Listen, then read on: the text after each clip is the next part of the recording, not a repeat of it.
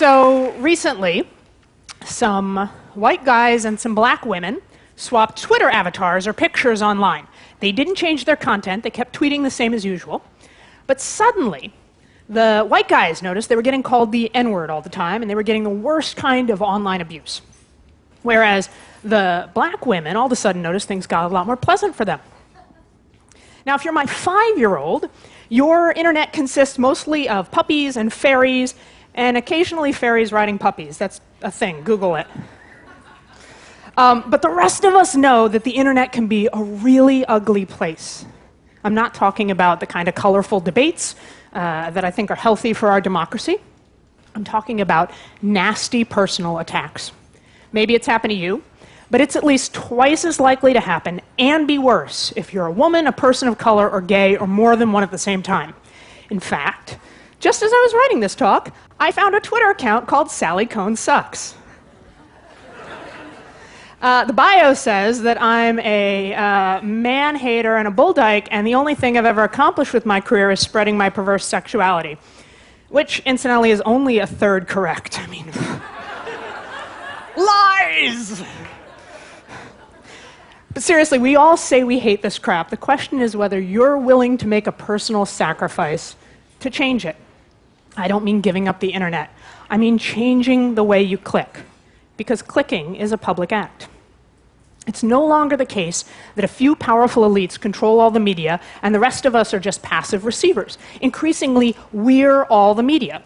I used to think, oh, okay, I get dressed up, I put on a lot of makeup, I go on television, I talk about the news. That is a public act of making media. And then I go home and I browse the web and I'm reading Twitter, and that's a private act of consuming media. I mean, of course it is, I'm in my pajamas. Wrong. Everything we blog, everything we tweet, and everything we click is a public act of making media. We are the new editors. We decide what gets attention based on what we give our attention to. That's how the media works now. There's all these hidden algorithms that decide what you see more of and what we all see more of based on what you click on, and that in turn shapes our whole culture. Over 3 out of 5 Americans think we have a major incivility problem in our country right now. But I'm going to guess that at least 3 out of 5 Americans are clicking on the same insult-oriented, rumor-mongering trash that feeds the nastiest impulses in our society. In an increasingly noisy media landscape, the incentive is to make more noise to be heard. And that tyranny of the loud encourages the tyranny of the nasty. It does not have to be that way. It does not. We can change the incentive. For starters, there are 2 things we can all do. First, don't just stand by the sidelines when you see someone getting hurt. If someone is being abused online, do something. Be a hero. This is your chance. Speak up, speak out. Be a good person. Drown out the negative with the positive. And second, we gotta stop clicking on the lowest common denominator, bottom-feeding link bait. If you don't like the 24/7 all Kardashian all the time programming, you gotta stop clicking on the stories about Kim Kardashian's side boob. I know you do it.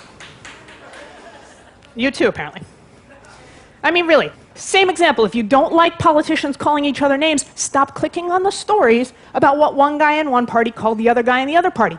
Clicking on a train wreck just pours gasoline on it. It makes it worse. The fire spreads. Our whole culture gets burned.